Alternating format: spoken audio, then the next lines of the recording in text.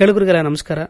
ಯುವ ಸ್ನೇಹಿತರೆ, ಇವತ್ತಿನ ಕಾರ್ಯಕ್ರಮದಲ್ಲಿ ನಮ್ಮ ಜೊತೆ ರಂಗಭೂಮಿ ಕ್ಷೇತ್ರದಲ್ಲಿ ತಮ್ಮನ್ನು ಗುರುತಿಸಿಕೊಂಡು ಜಿಲ್ಲೆಯಲ್ಲಿ ಒಳ್ಳೆಯ ಹೆಸರನ್ನು ಮಾಡುತ್ತಿರುವ ಯುವ ಕಲಾವಿದ, ನಟ, ನಿರ್ದೇಶಕರಾದ ಧರ್ಮರಾಜ್ ಗೋನಾಳ್ ಅವರು ಇವತ್ತು ನಮ್ಮ ಕಾರ್ಯಕ್ರಮದಲ್ಲಿದ್ದಾರೆ. ಅವರಿಗೆ ಸಮಸ್ತ ಕೇಳುಗರ ಪರವಾಗಿ ಈ ಒಂದು ಕಾರ್ಯಕ್ರಮಕ್ಕೆ ಸ್ವಾಗತವನ್ನು ಕೋರುತ್ತೇನೆ. ಸ್ನೇಹಿತರೆ, ರಾಯಚೂರು ಅಂದರೆ ಕಲೆಗಳ ಬೀಡು, ದಾಸರ ನಾಡು, ಕವಿ ಸಂತ ಶರಣರ ಬೀಡು. ಇಂಥ ಪವಿತ್ರವಾದ ನಾಡಿನಲ್ಲಿ ಅನೇಕ ಸಾಹಿತಿಗಳು, ಕಲಾವಿದರು ಈ ಒಂದು ಜಿಲ್ಲೆಯಲ್ಲಿ ಆಗಿ ಹೋಗಿದ್ದಾರೆ. ಈಗಲೂ ಕೂಡ ಸಾಕಷ್ಟು ಕಲಾವಿದರು ಈ ಒಂದು ಜಿಲ್ಲೆಗೆ ಕೀರ್ತಿಯನ್ನು ತರಲಿಕ್ಕೆ ಪ್ರಯತ್ನ ಮಾಡ್ತಿದ್ದಾರೆ. ಅಂಥವರಲ್ಲಿ ರಂಗಭೂಮಿ ಕಲಾವಿದ, ನಿರ್ದೇಶಕ ಧರ್ಮರಾಜ್ ಗೋನಾಳ್ ಕೂಡ ಒಬ್ಬರು. ಅವರು ತಮ್ಮ ಕಲಾವಂತಿಕೆ ಮತ್ತು ನಟನೆ, ನಿರ್ದೇಶನದಿಂದ ಈ ಒಂದು ಜಿಲ್ಲೆಯಲ್ಲಿ ಹೆಸರನ್ನು ಮಾಡತಕ್ಕಂಥ ಯುವ ಕಲಾವಿದ. ಸಾಣೆಹಳ್ಳಿ ಶಿವ ಸಂಚಾರದಲ್ಲಿ ತರಬೇತಿಯನ್ನು ಪಡೆದು ಅದರ ಮೂಲಕ ನಾಡಿಗೆ ನಟನಾಗಿ, ಕಲಾವಿದನಾಗಿ, ಈಗ ನಿರ್ದೇಶಕನಾಗಿ ಅನೇಕ ರೀತಿ ತಮ್ಮ ಕಲಾ ಪ್ರದರ್ಶನವನ್ನು ಈ ಒಂದು ಸಮಾಜಕ್ಕೆ ಕೊಡಲಿಕ್ಕೆ ಪ್ರಯತ್ನ ಮಾಡ್ತಿದ್ದಾರೆ. ಅವರು ನಮ್ಮ ರಾಯಚೂರು ಜಿಲ್ಲೆಯಲ್ಲಿ ಅನೇಕ ರೀತಿಯ ಕಾರ್ಯಕ್ರಮಗಳನ್ನು, ನಾಟಕಗಳನ್ನು ಮಾಡೋದ್ರ ಮೂಲಕ ಒಳ್ಳೆಯ ಹೆಸರನ್ನು ಕೂಡ ಮಾಡ್ತಾ ಇದ್ದಾರೆ. ನಮ್ಮ ರಾಯಚೂರು ಅಷ್ಟೇ ಎಲ್ಲ ಜಿಲ್ಲೆಗಳಲ್ಲಿ ಕೂಡ ಅನೇಕ ಕಾರ್ಯಕ್ರಮಗಳನ್ನು, ಅನೇಕ ನಾಟಕಗಳನ್ನು ಮಾಡೋದ್ರ ಮೂಲಕ ಒಳ್ಳೆಯ ಹೆಸರನ್ನು ಕೂಡ ಮಾಡ್ತಾ ಇದ್ದಾರೆ. ಅಂತಹ ಯುವ ಪ್ರತಿಭೆ, ಯುವ ಕಲಾವಿದ ಇವತ್ತು ತಮ್ಮ ಮನದಾಳದ ಮಾತುಗಳನ್ನು ನಮ್ಮ ಕಾರ್ಯಕ್ರಮದಲ್ಲಿ ಹಂಚಿಕೊಳ್ಳಕ್ಕೆ ಬಂದಿದ್ದಾರೆ. ಈ ಒಂದು ಕಾರ್ಯಕ್ರಮ ಕೇಳತಕ್ಕಂಥ ಎಲ್ಲ ಸ್ನೇಹಿತರ ಪರವಾಗಿ ಈ ಕಾರ್ಯಕ್ರಮಕ್ಕೆ ಮತ್ತೊಮ್ಮೆ ಸ್ವಾಗತವನ್ನು ಕೋರ್ತೇನೆ. ಧರ್ಮರಾಜ್ ಅವರೇ, ತಮ್ಮ ಒಂದು ಸಂಕ್ಷಿಪ್ತ ಪರಿಚಯವನ್ನು ನಮ್ಮ ಕೇಳುಗರಿಗೆ ಮಾಡಿಕೊಡಬೇಕಾಗಿ ವಿನಂತಿ. ಧರ್ಮರಾಜ್ ಗೋನಾಳ್ ಅಂತ. ಗೋನಾಳ್ ಊರು ಸಿಂಧನೂರು ತಾಲೂಕು, ರಾಯಚೂರು ಜಿಲ್ಲೆ ನಮ್ಮದು. ನಾನು ಭಾಳ ಆಕಸ್ಮಿಕವಾಗಿ ರಂಗಭೂಮಿಗೆ ಹೋದಂಥವನು. ಕುಟುಂಬದ ಬ್ಯಾಕ್ಗ್ರೌಂಡಲ್ಲಿ ಯಾರು ಕೂಡ ರಂಗಭೂಮಿಯ ಹಿನ್ನೆಲೆ ಉಳ್ಳಂಥವ್ರು ಯಾರೂ ಇಲ್ಲ. ನನಗೆ ಅದು ಒಂದು ಆಕಸ್ಮಿಕವಾಗಿ ಒಲಿದು ಬಂದಿರತಕ್ಕಂಥ ಒಂದು ಕಲೆ ಅದು. ಜೊತೆಗೆ ನಾನು ಇವತ್ತು ಈ ಮಟ್ಟದಲ್ಲಿ ಒಂದು ರೀತಿ ಕೆಲಸ ಮಾಡ್ತೀನಿ ಅಂತ ನಾನು ಅಂದ್ಕೊಂಡೇ ಇರಲಿಲ್ಲ. ಅದು ಯಾವಾಗ ನಾನು ಈ ರಂಗಭೂಮಿ ಜೊತೆಗೆ ಹೋದ್ನೋ ಆವಾಗಲಿಂದಲೂ ನನಗೆ ಭಾಳ ಒಂದು ಶಕ್ತಿಯನ್ನು ತಂದು ಕೊಟ್ಟಿದೆ, ಮತ್ತು ಒಂದು ಚೈತನ್ಯವನ್ನು ಕೂಡ ತಂದು ಕೊಟ್ಟಿದೆ ಈ ರಂಗಭೂಮಿಯಲ್ಲಿ. ನಾನು ಬೆಂಗಳೂರಲ್ಲಿ DSW ಮಾಡುವಾಗ ವಿಸ್ತಾರ್ ಕಮ್ಯುನಿಟಿ ಕಾಲೇಜ್ನಲ್ಲಿ ಒಬ್ಬ ನಮ್ಮ ಗುರುಗಳಿದ್ದರು, ನಾಜರ್ ಅಂತೇಳಿ. ಅವರು ಭಾಳ ಅದ್ಭುತವಾದ ನಟರು, ಶಿಕ್ಷಕರು, ಮತ್ತು ಮಡಿಕೆಗಳನ್ನೆಲ್ಲ ಮಾಡುವಂಥ ಅದ್ಭುತವಾದಂಥ ಕಲಾವಿದರು ಕೂಡ ಅವರು. ಅವರ ಒಂದು ಇನ್ಸ್ಪಿರೇಷನ್ ನಮಗೆ ಒಂದು ಪ್ರಭಾವ ಭಾಳ ಬೀರಿತು. ಅವರು ಇಂಪಾರ್ಟೆಂಟಾಗಿ ನಾನು ಈ ಬಡತನ ಮತ್ತು ಈ ಶೋಷಿತ ಮತ್ತು ದುಡಿಯುವಂಥ ಜನಗಳ ಮಡಿಲಲ್ಲಿ ಹುಟ್ಟಿರೋದ್ರಿಂದ ನನಗೆ ಭಾಳ ಇಂಪಾರ್ಟೆಂಟಾಗಿ ಅಸಮಾನತೆ, ಭ್ರಷ್ಟಾಚಾರ, ಈ ರೀತಿಯಾದಂತಹ ಅಸಮಾನತೆ ವಿರುದ್ಧವಾಗಿ ನಾನು ಕೆಲಸ ಮಾಡೋಕ್ಕೆ ನನ್ನ ಇಟ್ಕೊಂಡಿರ್ತಕ್ಕಂಥ ಒಬ್ಬನು. ಆದರೆ ಅದಕ್ಕೆ ಪೂರಕವಾಗಿ ಕೂಡ ರಂಗಭೂಮಿಯಲ್ಲಿ ಕೆಲಸ ಮಾಡ್ಬೋದು ಅಂತ ನನಗೆ ನಾಜರು ಮತ್ತು ಅಲ್ಲಿನ ವಿಸ್ತಾರನ ನೋಡಿದ ಮೇಲೆ ನನಗೆ ಅನಿಸ್ತು, ಅಲ್ಲಿ ಭಾಗವಹಿಸಿದ ಮೇಲೆ. ಅದಕ್ಕಾಗಿ ನನಗೆ ಈ ರಂಗಭೂಮಿ ಅನ್ನೋದು ಒಂದು ಮಾಧ್ಯಮ. ಇದು ಎಲ್ಲ ಮನುಷ್ಯನಿಗೆ ಒಂದು ಎರಡು ರೀತಿಯಲ್ಲಿ ಸಂಸ್ಕಾರ ಸಿಗುತ್ತೆ. ಒಂದು ಧರ್ಮಗಳ ಮೂಲಕ ಸಂಸ್ಕಾರ ಸಿಗುತ್ತೆ, ಹಾಗೆ ಒಂದು ರಂಗ ಮಾಧ್ಯಮದ ಮೂಲಕ ಒಂದು ಸಂಸ್ಕಾರ ಸಿಗುತ್ತೆ. ಈ ಧರ್ಮಗಳ ಮೂಲಕ ಸಿಗುವಂಥ ಸಂಸ್ಕಾರ ಇದೆಯಲ್ಲ, ಅದು ಬಹಳ ಕಷ್ಟ. ಅದರಲ್ಲಿ ಒಂದು ಉಪನಿಷತ್ತುಗಳಂತಿರ್ತಾವ, ಧರ್ಮದ ಆಚರಣೆಗಳಿರ್ತಾವ, ಬೇರೆ ಬೇರೆ ಹಬ್ಬ ಹರಿದಿನಗಳಲ್ಲಿ ಇರ್ತಾವ, ಅವನ್ನೆಲ್ಲವನ್ನು ಮಾಡ್ತಾ ಅಲ್ಲಿ ಒಂದು ಸಂಸ್ಕಾರವನ್ನು ಬೆಳೆಯುತ್ತೆ. ಹಾಗೆ ರಂಗಭೂಮಿಯಲ್ಲಿ ಯಾವುದೇ ಆಚರಣೆಗಳಿಗೆ ನಿರ್ಬಂಧನೆಗಳಿಲ್ಲ. ಏನು ಬೇಕಾದರೂ ಹೆಂಗೆ ಬೇಕಾದರೂ ಇರ್ಬೋದು. ಯಾವುದೇ ಅಮಾವಾಸ್ಯೆ, ಹುಣ್ಣಿಮೆ ಅಥವಾ ಇನ್ನಿತರ ಯಾವುದೇ ರೀತಿಯಾದಂಥ ಆಚರಣೆಗಳಿಗೆ ನಿರ್ಬಂಧನೆಗಳಿಲ್ಲದಲ್ಲೇ ಇರ್ತಕ್ಕಂಥದ್ದು. ಮತ್ತು ಯಾವುದೇ ಬಟ್ಟೆಗಳನ್ನು, ಯಾವುದೇ ರೀತಿ ಎಲ್ಲರ ಜೊತೆ ಒಂದು ಉತ್ತಮವಾದಂಥ ಸಂಬಂಧವನ್ನು ಬೆಳೆಸೋಕ್ಕೆ ಈ ರಂಗಭೂಮಿಯಲ್ಲಿ ಭಾಳ ಅದಕ್ಕೆ ಸಪೋರ್ಟ್ ಇದೆ. ಮತ್ತು ಅವಕಾಶಗಳು ಕೂಡ ಇದರಲ್ಲಿ ಇರೋದ್ರಿಂದ ನನಗೆ ಈ ರಂಗಭೂಮಿಯ ಸಂಸ್ಕಾರ ದೊರೆತಿರೋದ್ರಿಂದ ನನಗೆ ಇವತ್ತು ಒಳ್ಳೆಯ ರೀತಿಯಲ್ಲಿ ಕೆಲಸ ಮಾಡೋಕ್ಕೆ ಅನುಕೂಲವಾಗಿದೆ. ಧರ್ಮರಾಜ್ ಅವರೇ, ತಾವು ಹೇಳಿದ್ರಿ ರಂಗಭೂಮಿ ಮತ್ತು ಒಂದು ಧರ್ಮ ಒಬ್ಬ ಮನುಷ್ಯನನ್ನು ಸಂಸ್ಕಾರವಂತನಾಗಿ ಮಾಡ್ತದೆ ಅಂತೇಳಿ ಹೇಳಿದ್ರಿ. ಈಗ ಆಧುನಿಕ ರಂಗಭೂಮಿ ತುಂಬ ಕೆಲಸ ಮಾಡ್ತಿದೆ ಈ ದೇಶದಲ್ಲಿ. ವಿಶೇಷವಾಗಿ ನಿಮ್ಮಂಥ ಯುವಕರು ಈ ಒಂದು ಆಧುನಿಕ ರಂಗಭೂಮಿಗೆ ಒಳಗಾಗಿ ಒಳ್ಳೆ ಒಂದು ಪ್ರದರ್ಶನಗಳನ್ನು ನೀಡುವ ಮೂಲಕ ಜನಗಳಲ್ಲಿ ಒಂದು ವೈಚಾರಿಕತೆಯನ್ನು ಬೆಳೆಸುವಂಥದ್ದು, ಜೊತೆಗೆ ಜನರಲ್ಲಿ ಒಂದು ಹೊಸ ವಿಚಾರಗಳನ್ನು ಕೊಡುವಂಥ ಪ್ರಯತ್ನವನ್ನು ರಂಗಭೂಮಿ ಮಾಡ್ತಾ ಇದೆ. ನಿಮ್ಮ ರಂಗಭೂಮಿಯಲ್ಲಿ ನೀವು ಕಲಾವಿದರಾಗಿ ಸಾಕಷ್ಟು ರೀತಿಯಲ್ಲಿ ಪಳಗಿದ್ದೀರಿ ಅಂತ ನನಗೆ ಅನಿಸ್ತದೆ. ನಟರಾಗಿ ತಾವು ಎಷ್ಟು ಪಾತ್ರಗಳನ್ನು ಮಾಡಿದಿರಿ, ಎಲ್ಲೆಲ್ಲಿ ಮಾಡಿದಿರಿ ಮತ್ತು ಎಷ್ಟು ನಾಟಕಗಳನ್ನು ನಿರ್ದೇಶನ ಮಾಡಿದಿರಿ ತಾವು, ಇದ್ರ ಬಗ್ಗೆ ಹೇಳಿ. ನಾನು ಈ ನಿರ್ದೇಶನದಲ್ಲಿ ಬಹಳ ಇತ್ತೀಚೆಗೆ ತೊಡಗಿಸಿಕೊಂಡಂಥವನು. ಮೂಲತಃ ನಟ. ನಾನು ಸುಮಾರಾಗಿ 30-35 ನಾಟಕಗಳಲ್ಲಿ ಅಭಿನಯಿಸಿದ್ದೀನಿ. ಈ 30-35 ನಾಟಕಗಳಲ್ಲಿ ಅಭಿನಯಿಸಿರೋದು ಒಂದು ಸಂಸ್ಕಾರ ಏನಿದೆಯಲ್ಲ, ಅದು ದೊಡ್ಡ ಮಟ್ಟದಲ್ಲಿ ನನಗೆ ವಿಚಾರಗಳನ್ನು, ವೈಚಾರಿಕ ಪ್ರಜ್ಞೆಯನ್ನು, ಅಲ್ಲಿ ನಾಟಕದಲ್ಲಿ ಬರ್ತಕ್ಕಂಥ ಪಾತ್ರಗಳನ್ನು ನಾನು ಅಲ್ದಲೇ ಇನ್ನೊಂದು ಪಾತ್ರವಾಗಿ ನಾನು ನಟಿಸಿದಾಗ ನನ್ನ ಒಳಗಡೆ ಆಗಿರ್ತಕ್ಕಂಥ ಎಲ್ಲ ಅನುಭವಗಳಿತ್ತಲ್ಲ, ಆ ಅನುಭವಗಳು ಎಲ್ಲ ಸಮಾಜದ ಧರ್ಮದ ಅನುಭವಗಳಾಗಿ ಒಂದು ಮನುಷ್ಯ ರೂಪಕ್ಕೆ ನನ್ನನ್ನು ಒಂದು ದಾರಿ ಮಾಡಿಕೊಡ್ಲಿಕ್ಕೆ ಅದೊಂದು ದೊಡ್ಡ ಶಕ್ತಿಯಾಗಿ ಬೆಳೀತು. ಜೊತೆಗೆ ನನ್ನ ನಿರ್ದೇಶನದ ನಾಟಕಗಳು ಅಂತಂದರೆ ನಂದು ಒಂದು ಭಿನ್ನವಾದಂಥ ಮಾದರಿನ ಇಟ್ಕೊಂಡು ಕೆಲಸ ಮಾಡ್ತಾ ಇದ್ದೀನಿ. ನನ್ನ ನಾಟಕದಲ್ಲಿ ಒಂದು ರೀತಿಯಾದಂಥ ಒಂದು ಬೇರೆ ಸಿನಿಮಾಗಳಲ್ಲಿ ಒಂದು ಪದ್ಧತಿ ಇದೆ. ಏನು ಅಂತಂದರೆ ಆರ್ಟ್ ಮೂವಿಗಳು ಮತ್ತು ಕಮರ್ಷಿಯಲ್ ಮೂವಿಗಳು ಅಂತ ಒಂದಿದೆ. ನಮ್ಮಲ್ಲಿ ಹಾಗೆ ನೀವು ನೋಡ್ತಾ ಬಂದರೆ ಒಂದು ಅದೇ ಅದೇ ರೀತಿಯಲ್ಲಿ ಒಂದು ಆರ್ಟ್ ಡ್ರಾಮಾಗಳು ಮತ್ತು ಕಮರ್ಷಿಯಲ್ ಡ್ರಾಮಾಗಳು ಅಂತ ಇದ್ದಾವೆ. ನಾನು ಇವೆರಡನ್ನು ಒಳಗೊಂಡಿರ್ತಕ್ಕಂಥ ಮಾದರಿಯನ್ನು ಕಂಡುಕೊಂಡಿದ್ದೀನಿ.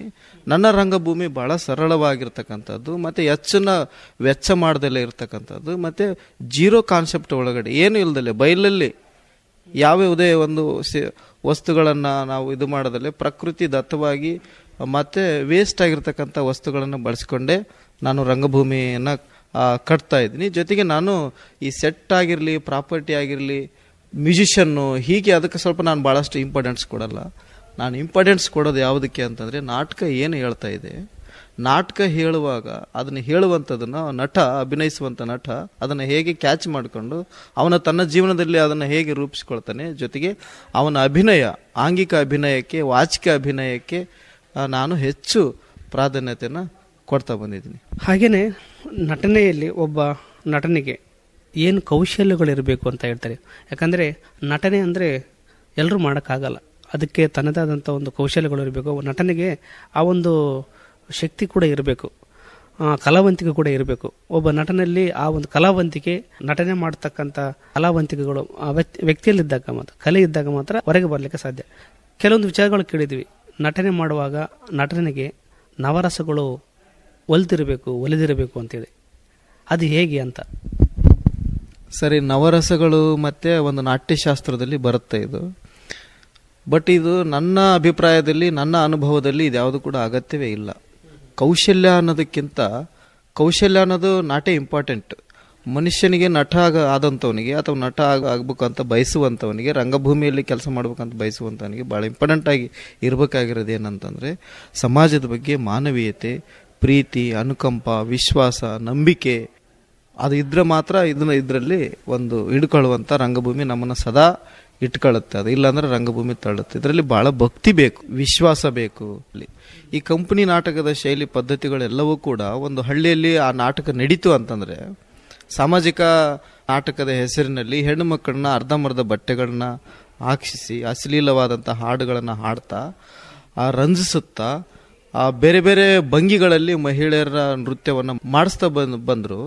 ಅಲ್ಲೇನಾಯ್ತು ಅಂದರೆ, ಒಂದು ಹಳ್ಳಿಯಲ್ಲಿ ನಾಟಕ ನಡೀತಪ್ಪ ಈ ರೀತಿಯಾದಂಥದ್ದು ಒಂದು ಸಾಮಾಜಿಕ ನಾಟಕ ಅಂತಂದರೆ, ಮಹಿಳೆಯರು ಅದರಲ್ಲಿ ಅರ್ಧಂಬರ್ಧ ಬಟ್ಟೆ ಕಂಡು ಡ್ಯಾನ್ಸ್ ಮಾಡಿದ್ರು ಅಂತಂದರೆ, ತಿರ್ಗಾ ಮರುದಿನ ಆ ಹಳ್ಳಿಯಲ್ಲಿರ್ತಕ್ಕಂಥ ಯುವಕರು ಇರ್ತಕ್ಕಂತಹ ಜನರ ಮೇಲೆ ಅದು ಭಾಳ ಪ್ರಭಾವ ಬೀರಿತು.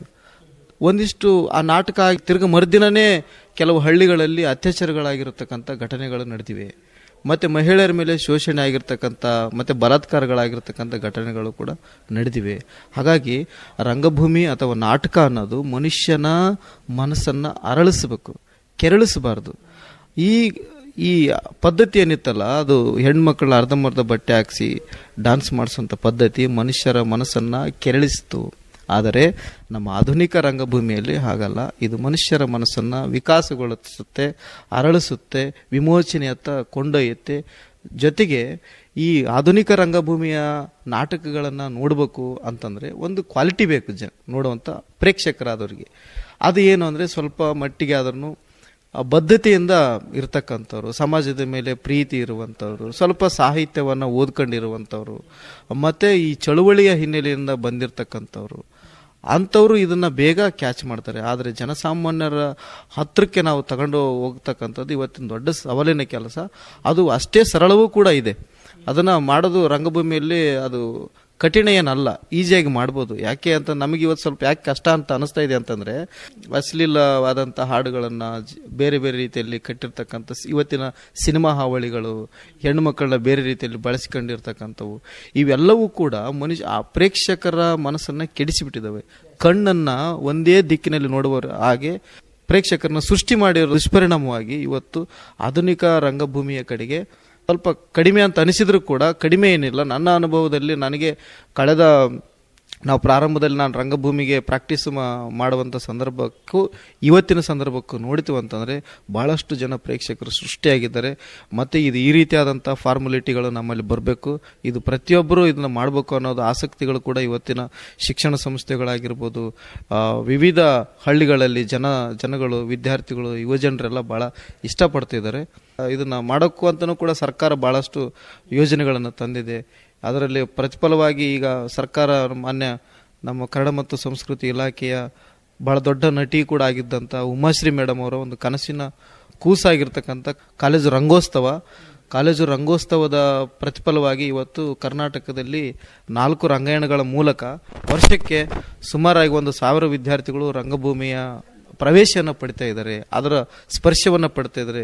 ಕಾವ್ಯ, ಕತೆ, ಕವನಗಳನ್ನು ಓದುವಂತಹ ದೃಷ್ಟಿಕೋನವನ್ನು ಬೆಳೆಸಿಕೊಳ್ಳಲಿಕ್ಕೆ ಪೂರಕವಾಗಿದೆ. ನಿಜವಾಗ್ಲೂ ಈ ಒಂದು ಪ್ರಯತ್ನ ಏನಿದೆ ಅಲ್ಲಿ ಕರ್ನಾಟಕ ಸರ್ಕಾರ ಮಾಡ್ತಕ್ಕಂಥ ಪ್ರಯತ್ನ ತುಂಬ ಒಂದು ಪ್ರಶಂಸನೀಯವಂತ ಕೆಲಸ. ಇದು ಹಿಡಿದ್ರು ಸಂಬಂಧಪಟ್ಟಂತೆ ಎಲ್ಲೆಲ್ಲಿ ಪ್ರದರ್ಶನ, ಎಲ್ಲೆಲ್ಲಿ ತರಬೇತಿ ಶಿಬಿರಗಳನ್ನು ಮಾಡಿದಿರಿ ಮತ್ತು ಆ ತರಬೇತಿ ಶಿಬಿರಗಳಿಂದ ಒಂದು ಯುವಕರಿಗೆ ಹೇಗೆ ಅನುಕೂಲ ಆಗಿದೆ ಅದ್ರ ಬಗ್ಗೆ? ನಾನು ಒಂದ್ಸಲ ಹರಿಹರದಲ್ಲಿ ಮಾಡಿದ್ವಿ, ಅದಾದಮೇಲೆ ಮಂಗಳೂರಲ್ಲಿ ಮಾಡಿದ್ವಿ. ಹೀಗೆ ಬೇರೆ ಬೇರೆ ಒಂದು ಹೆಚ್ಚು ನಾನು ಹೊರಗಡೆ ಮಾಡಿರೋದಕ್ಕಿಂತ ನಮ್ಮ ಜಿಲ್ಲೆಯಲ್ಲಿ ಹೈದರಾಬಾದ್ ಕರ್ನಾಟಕ ವ್ಯಾಪ್ತಿಯಲ್ಲಿ ಮಾಡಿರೋದೇ ಕೆಲಸ ಹೆಚ್ಚು. ನಾನು ರಂಗಭೂಮಿಯ ಅಧ್ಯಯನ ಮಾಡಿದ್ದು ಹೊರತುಪಡಿಸಿದರೆ ನಾನು ನನ್ನ ಜಿಲ್ಲೆಯಲ್ಲೇ ಜಾಸ್ತಿ ರಂಗಭೂಮಿಯಲ್ಲಿ ಕೆಲಸ ಮಾಡಿರೋದು. ಆ ಎಲ್ಲ ನನಗೆ ಒಂದು ಕಾನ್ಸೆಪ್ಟ್ ಇದೆ. ಏನು ಅದು ಅಂತಂದರೆ, ಒಂದು ಈ ದಲಿತ್ ಬಾಡಿ ಲ್ಯಾಂಗ್ವೇಜ್ಗೂ ಮತ್ತು ಸವರ್ಣೀಯ ಬಾಡಿ ಲ್ಯಾಂಗ್ವೇಜ್ಗೂ ಒಂದು ವ್ಯತ್ಯಾಸ ಇದೆ. ಈ ತಳ ಸಮುದಾಯಗಳ ಬಾಡಿ ಲ್ಯಾಂಗ್ವೇಜ್ಗೂ ಮೇಲ್ಜಾತಿಯ ಮತ್ತು ಭೂಮಾಲಿಕತ್ವದ ಅಥವಾ ಶ್ರೀಮಂತರ ಬಾಡಿ ಲ್ಯಾಂಗ್ವೇಜ್ಗೂ ಒಂದು ವ್ಯತ್ಯಾಸ ಇದೆ. ಅದೇನು ಅಂತಂದರೆ, ಈ ಬಡತನ ಅಥವಾ ಶೋಷಿತ ಸಮುದಾಯದ ಜನರ ಬಾಡಿ ಲ್ಯಾಂಗ್ವೇಜು ನೆಲಮುಖ ಚಲನೆಯಲ್ಲಿ ಇರುತ್ತೆ. ಈ ಮೇಲ್ಜಾತಿ ಅಥವಾ ಭೂಮಾಲಿಕರ ಅಥವಾ ಶ್ರೀಮಂತ ವರ್ಗದವರ ಬಾಡಿ ಲ್ಯಾಂಗ್ವೇಜ್ ಅದು ಮೇಲ್ಮುಖ ಚಲನೆಯಲ್ಲಿ ಇರುತ್ತೆ. ಇದು ಪ್ರಕೃತಿ ದತ್ತವಾಗಿರ್ತಕ್ಕಂಥದ್ದು. ತಳ ಸಮುದಾಯಗಳ ಚಲನೆ ಇದೆಯಲ್ಲ, ಅದು ನೆಲಮುಖ ಚಲನೆ. ಯಾವಾಗಲೂ ತಲೆ ತಗ್ಸಿನೇ ನಡೀತಿರ್ತಾರೆ, ಕೈ ಕಟ್ತಿರ್ತಾರೆ. ಆ ಹಿರಿಯರು ಯಾರೋ ಒಬ್ಬ ಭೂಮಾಲಿಕನ ಬಂದು ಶ್ರೀಮಂತ ಬಂದು ಎದ್ದು ನಿಂತ್ಕೊಳ್ತಾರೆ, ಮಾತಾಡ್ತಾವ. ಒಂದು ಧ್ವನಿಯಲ್ಲಿ ಅವ್ರದ್ದು ವೇರಿಯೇಷನ್ ಬೇರೆ ರೀತಿಯಲ್ಲಿ ಆಗಿಬಿಡುತ್ತೆ. ಅವರು ಬಾಡಿ, ಅವ್ರ ಮನಸ್ಥಿತಿ ಒಂದು ಪ್ರಬುದ್ಧತೆ ಬಂದಿದ್ರು ಒಂದು ಬಾಡಿ ಇದೆಯಲ್ಲ, ಅದು ಜೀನ್ಸ್ಗಳ ಒಳಗಡೆ ಬಂದ್ಬಿಟ್ಟು ಅದನ್ನ ಅವ್ರನ್ನ ಲಾಕ್ ಮಾಡ್ತಾ ಇರುತ್ತೆ. ನಾನು ಶೋಷಿತ ಸಮುದಾಯದ ಮಕ್ಕಳ ಜೊತೆಗೆ ಹೆಚ್ಚು ಕೆಲಸ ಮಾಡ್ತಿರೋದು ಯಾಕೆ ಅಂತಂದ್ರೆ, body language and mental status is very important. ಮಾನಸಿಕ ಅಂತಸ್ತು ಇದೆಯಲ್ಲ, ದೇಹದ ಭಾಷೆ ಇದೆಯಲ್ಲ, ಮಾತಾಡ್ತಾ ಇರ್ಬೇಕಾದ್ರೆ ಅವರು ಮಾನಸಿಕವಾಗಿ ಬಿಡುಗಡೆ ಆಗಿದ್ರು ದೈಹಿಕವಾಗಿ ಲಾಕ್ ಆಗಿರುತ್ತೆ. ಅದನ್ನು ಬಿಡುಗಡೆ ಮಾಡಬೇಕು ಅಂತಂದರೆ ಅದನ್ನು ನಾವು ಇತಿಹಾಸವನ್ನು ಹೇಳ್ಬೇಕಾಗಿದೆ. ಈ ಭಾರತದ ರಂಗಭೂಮಿಯಲ್ಲಿ ಯಾವ್ಯಾವ ಸಮುದಾಯಗಳು ಯಾವ್ಯಾವ ರೀತಿಯಲ್ಲಿ ಬಾಡಿ ಲ್ಯಾಂಗ್ವೇಜ್, ಒಂದು ಭಿನ್ನತೆ, ವಿವಿಧತೆಯಲ್ಲಿನ ಏಕತೆ ಇರತಕ್ಕಂಥ ದೇಶ ನಮ್ಮದಲ್ವಾ.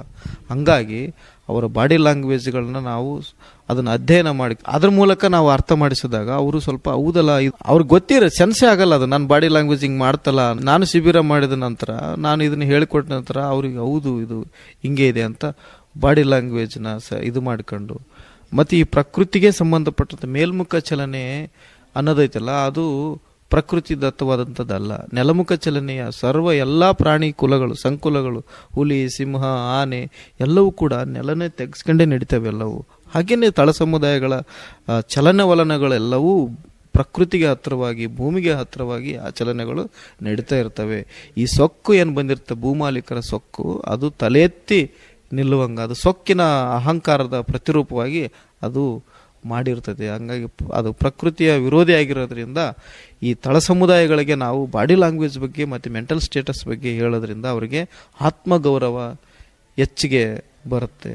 ಆ ದಿಕ್ಕಲ್ಲಿ ನಾನು ಕೆಲಸ ಮಾಡ್ತಾ ಇದ್ದೀವಿ. ಮತ್ತು ಅವರಿಗೆ ಹಿಂಗೆ ಮಾಡಿದ್ರೇ ಅವರಿಗೆ ಸ್ವಲ್ಪ ಒಂದು ಸ್ವಾಭಿಮಾನದ ಘನತೆಯನ್ನು ತರಲಿಕ್ಕೆ ಒಂದು ರೀತಿಯಾದಂಥ ಒಂದು ಹೊಸ ದಾರಿಯನ್ನು, ಭಿನ್ನತೆಯನ್ನು, ದೃಷ್ಟಿಕೋನವನ್ನು ಬೆಳೆಸ್ಕೊಳ್ಳೋಕ್ಕೆ ಅವರಿಗೆ ಅನುಕೂಲ ಆಗುತ್ತೆ. ಧರ್ಮರಾಜ್ ಅವರೇ, ಕೊನೆಯದಾಗಿ ತಾವೇನು ಕೆಲಸ ಮಾಡ್ತಾಯಿದ್ರಿ, ಜನರಲ್ಲಿ ಸಾಕಷ್ಟು ರೀತಿಯಲ್ಲಿ ಅರಿವನ್ನು, ಜಾಗೃತಿಯನ್ನು ಮೂಡಿಸೋಕ್ಕಂಥ ಕೆಲಸವನ್ನು ಏನು ಮಾಡ್ತಾಯಿದ್ರಿ, ನಿಜವಾಗ್ಲೂ ಒಂದು ಮೆಚ್ಚತಕ್ಕಂಥ ವಿಚಾರ. ಯಾಕಂದರೆ ಸಮಾಜಕ್ಕೆ ಇದು ಬೇಕು. ತಾವು ಹೇಳ್ದಂಗೆ ಸಮಾಜದಲ್ಲಿ ಏನಾದರೂ ಅಸಮಾನತೆ ಇದೆ, ಅದನ್ನು ಹೋಗಲಾಡಿಸುವಂಥ ಕೆಲಸ ನಡೆದಿದೆ ಅಂತಂದರೆ ಅದು ರಂಗಭೂಮಿಯಿಂದ, ಕೆಲವೊಂದು ಉತ್ತಮವಾದ ಚಲನಚಿತ್ರಗಳಿಂದ ಆಗಿರ್ಬೋದು. ಹೀಗೇ ಸಾಕಷ್ಟು ರೀತಿಯ ಮಾಧ್ಯಮಗಳಿಂದ ಕೂಡ ಆಗ್ತಾಯಿದೆ ಅಂತೇಳಿ. ಈಗ ಕೊನೆಯ ಪ್ರಶ್ನೆ ಏನಂತಂದರೆ, ತಾವು ಕಲಾವಿದರಾಗಿ ಸಾಣೆಹಳ್ಳಿಯಲ್ಲಿ ತರಬೇತಿ ಪಡೆದು ಬಂದಿರತಕ್ಕಂಥ ಯುವಕರಾಗಿ ಕೆಲವರು ಇರ್ತಾರೆ, ತರಬೇತಿ ಆದ ತಕ್ಷಣವೇ ನಾನು ಏನಾದರೂ ಒಂದು ಸಿನಿಮಾ ರಂಗದಲ್ಲಿ ಹೋಗಬೇಕು, ಹೆಸರು ಮಾಡಬೇಕು, ನಟನ ಆಗಬೇಕು ಅನ್ನೋ ಕನಸು ಕಾಣ್ತಿರ್ತಾರೆ. ತಾವು ಏನಾದರೂ ಸಿನಿಮಾ ರಂಗಕ್ಕೆ ಹೋಗ್ಲಿಕ್ಕೆ ಪ್ರಯತ್ನ ಮಾಡಿದ್ರೆ? ನನಗೆ ಮೂಲದಲ್ಲಿ ಈ ಚಳುವಳಿಗಳ ಸಂಸ್ಕಾರ ದೊರೆತಿರೋದ್ರಿಂದ ಆ ಬ್ಯಾಕ್ಗ್ರೌಂಡ್ನಲ್ಲಿ ನಾನು ಸಾಣೆಹಳ್ಳಿಗೆ ಹೋಗಿ ಜಾಯ್ನ್ ಆದಂಥವನು.